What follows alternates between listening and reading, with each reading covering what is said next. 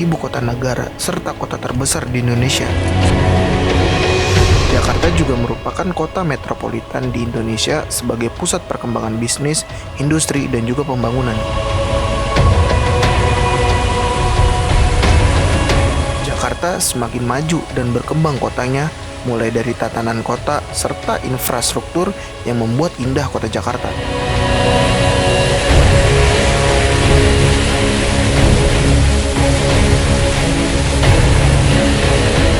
Namun, di balik keindahan itu semua, Jakarta masih memiliki masalah yang tidak ada habisnya. Salah satunya yaitu masalah sampah.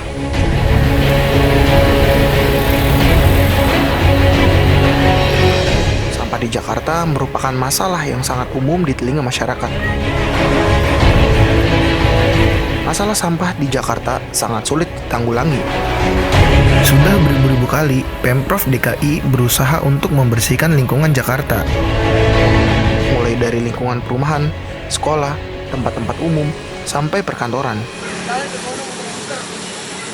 Tetapi masalah sampah ini masih belum juga teratasi.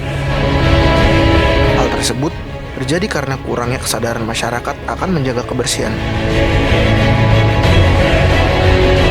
Sayang sekali, kota yang begitu indah masih memiliki pemandangan yang kurang baik. Kenalkan, nama saya Roy Siombing. Saya bekerja di TPST Bantar Gebang sebagai pendamping peneliti, jurnalis maupun berbagai tamu. Hampir 10 tahun lebih ya, saya bekerja mulai 2010. Sampah adalah residu atau hasil akhir ya, yang tidak digunakan oleh dalam kegiatan manusia atau masyarakat. Bila tidak dikelola dengan baik, ya atau bila dikelola seadanya, kalau zaman sekarang dampaknya bisa pada pemukiman itu sendiri, kesehatannya menurun, kemudian berbagai penyakit muncul akibat sampah, kemudian infrastruktur semakin rusak akibat sampah yang tidak dikelola. Sampah organik atau sampah yang dapat membusuk dapat menjadi polusi udara kedua setelah asap kendaraan bermotor. Tentu, bau busuk yang merupakan hasil metabolisme bakteri ini sangat mengganggu dan tidak baik untuk pernafasan. Paru-paru kita membutuhkan udara segar yang mengandung oksigen.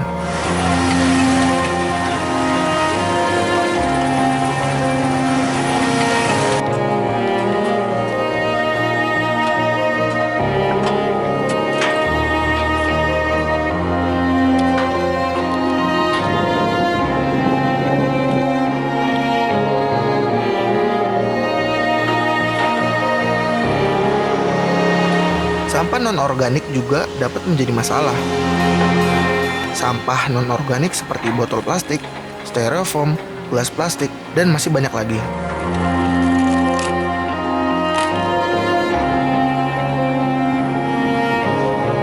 Sampah-sampah ini tidak seperti sampah organik yang membusuk dan hancur.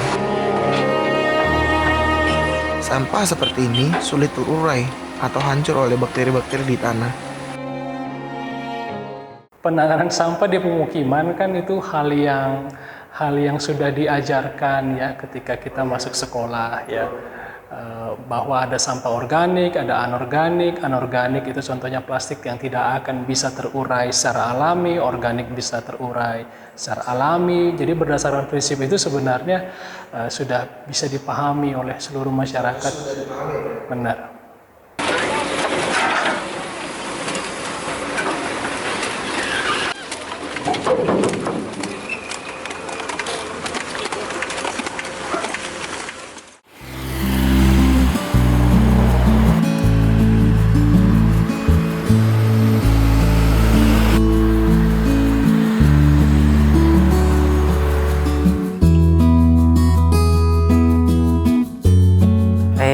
Assalamualaikum warahmatullahi wabarakatuh. Perkenalkan, nama saya Yebi Yuriandala, biasa dipanggil Yebi. Kebetulan saya dipercaya menjadi co-founder dari Butik Daur Ulang Project B Indonesia. Kita saat ini memang terfokus pada mendaur ulang sampah plastik ataupun ada beberapa kegiatan, yaitu selain mendaur ulang kita juga memasarkan produk-produk daur ulang sampah ini, dan juga ada kegiatan lah ya dalam bentuk pelatihan ataupun webinar untuk pihak-pihak yang membutuhkan edukasi ataupun pengetahuan terkait pengelolaan sampah menjadi produk jasa kreatif. Awalnya dulu beranjak dari kekhawatiran kami karena kami kan mahasiswa teknik lingkungan saat itu di Yogyakarta.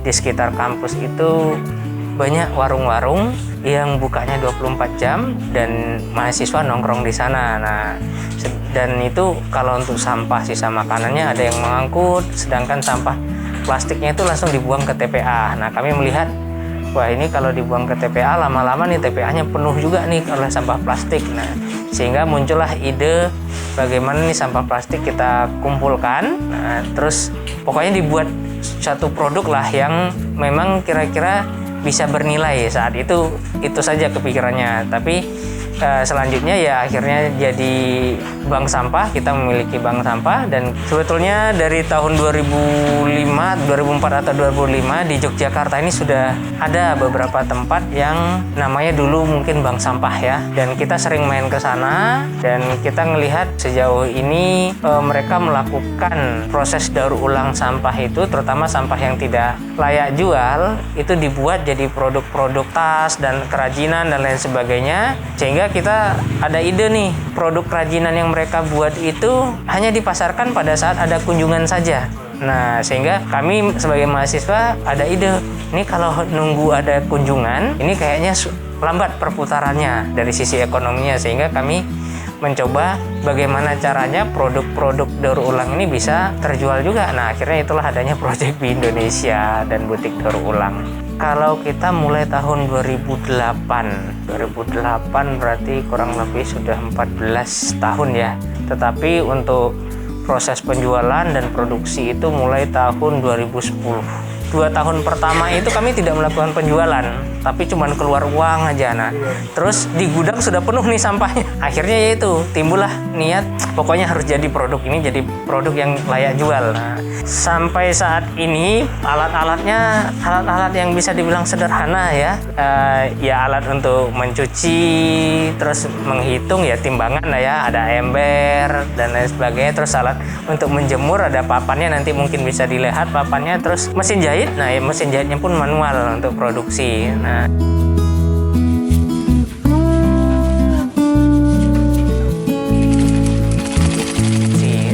itu sih untuk ini. Dan untuk pemasaran sudah jelas media elektronik ya, kita butuh handphone dan sejenisnya lah untuk pemasaran. Biasanya ketika kesulitan itu terjadi ya saat memproduksi barang ataupun produk-produk pesanan biasanya. Nah, karena kita belum ada trial dan error. Nah, kalau yang produk-produk yang biasa kita pesan itu kita trial and error. Nah, biasanya di penjahitan susah. Dimana kalau salah menjahit ya berarti reject ini. Nah, tidak bisa diperbaiki lagi karena dia tidak seperti kain. Nah, itu sih tantangannya ini, kendala-kendalanya. Kami mendaur ulang sampah saset kebanyakan ataupun refill ya seperti minyak goreng, refill cairan pencuci piring ataupun deterjen dan lain sebagainya. Lebih banyak ke sampah-sampah jenis saset lah, intinya seperti itu. Kami membantu memasarkan produk-produk daur ulang dari komunitas masyarakat yang mau mendaur ulang yang ada di Sleman. Jadi saat ini kami tidak hanya bergerak sendiri dalam memasarkan, tapi kami produk-produk yang ada di tempat kami juga berasal dari pihak-pihak yang mau mengelola sampah di Sleman. Mereka ada semacam paguyuban. Nah, kita membantu memasarkan seperti itu. Kita areanya Sleman dan Yogyakarta, Sleman Yogyakarta. Tetapi kadang ada juga yang teman-teman dari Bandung ataupun dari Jakarta yang mengirimkan sasetnya ataupun by request. Karena ada beberapa pihak yang mereka di rumahnya mengumpulkan sampah, biasanya sampai 1-2 kardus besar itu dikirimkan ke kita untuk dibuatkan produknya. Kami menyebutnya butik ya, di butik. Jadi siapapun boleh berdonasi sampah plastik saset ke butik kami. Nah, siapapun boleh berdonasi dengan ya kriteria sampahnya di butik itu sudah ada dijelaskan. Nanti ada teman-teman admin ataupun teman-teman yang di pemasaran yang menjelaskan apa saja yang boleh didonasikan. Nah, setelah didonasikan itu disimpan di gudang belakang toko, nah belakang butik. Biasanya per 2 minggu kami angkut sampahnya ke workshop. Nah, sampai di workshop ini nanti sampahnya ditimbang. Jadi sampah ditimbang berdasarkan nama pendonasi. Biasanya donasinya atas nama seseorang, si A atau si B atau si C gitu ya. Nah, jadi nanti ditimbang sampahnya. Setelah ditimbang, nanti dihitung nih di workshop, dihitung sampahnya. Jadi ditimbang ini untuk mengetahui beratnya, terus dihitung ini untuk mengetahui jumlah sasetnya berapa nih. Nah, ada saset yang layak untuk daur ulang menjadi langsung dijahit, nanti ada yang perlu dicacah dulu produknya. Nah, sehingga kita perlu dihitung dan perlu dipisahkan antara yang bisa untuk dijahit dengan yang bisa untuk dicacah. Nah, setelah dilakukan penghitungan, itu nanti dilakukan pencucian. Jadi sampah ini dicuci sama plastiknya dicuci. Nah, setelah dicuci, selanjutnya dilakukan pengeringan atau penjemuran. Nah, nanti bisa dilihat alatnya yang sederhana untuk proses penjemurannya di bawah terik matahari saja. Nah, setelah dijemur nanti dikumpulkan lalu dipisahkan berdasarkan merek tertentu ataupun warna yang mirip. Nah, dan ukurannya sama juga dipisahkan. Setelah itu masuk ke gudang. Di gudang, setelah di gudang itu nanti dilihat, kan tadi ada yang memang layak untuk langsung dijahit, ada yang dalam bentuk lembaran. Jadi nanti biasanya kita buat lembaran 1 kali 1 meter biasanya yang memang layak dijahit. Ada juga yang layak dicacah. Jadi yang layak dicacah ini nanti dilakukan pencacahan nih.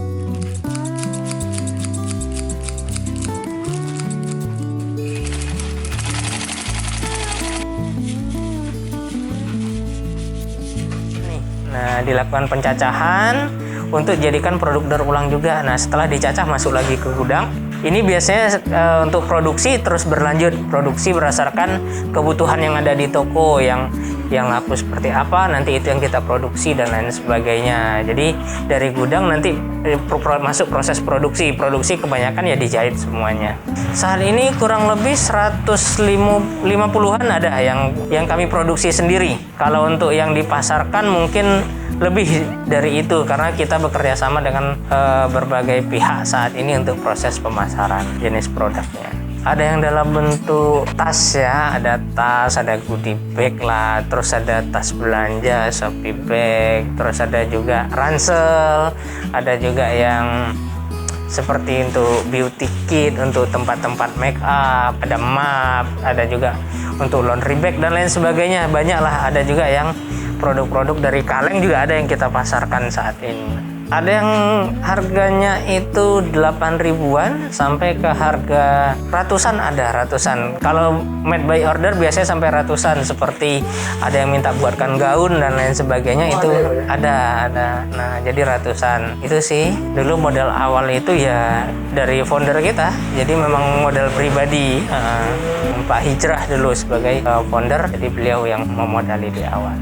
Pemasaran produk ya kita kebanyakan by online ya. Nah, walaupun ada juga yang datang ke toko dan lain sebagainya, ke butik. Nah, tapi sebagian besar memang by online. Sekarang kita juga sudah mulai ke ya all shop juga. Nah, kita sudah masuk ke all shop dan juga kalau ada kegiatan pertemuan atau seminar, nah kita biasanya juga masukkan untuk ini, untuk souvenir dan lain sebagainya pemasarannya. Orang lebih tertarik saat ini ke yang instan dan lain sebagainya. Jadi mereka cukup duduk di rumah, mereka mendapatkan produk. Nah, itu makanya kita juga mulai berkembang ya, kenapa nggak kita coba nih secara online semuanya gitu.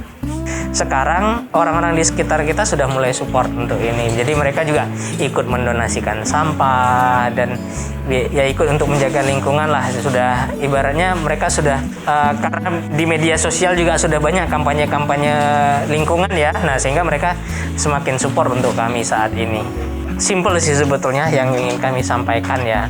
Kalau kami di butik itu mari sama-sama kita kelola sampah yang kita hasilkan. Nah, jangan sampai orang lain yang mengelolanya. Nah, karena kan itu tanggung jawab kita sebagai penghasil sampah. Bukan tanggung jawab orang lain karena kita yang memproduksi sampahnya. Ya mari sama-sama kita bertanggung jawab terhadap pengelolaan sampah itu.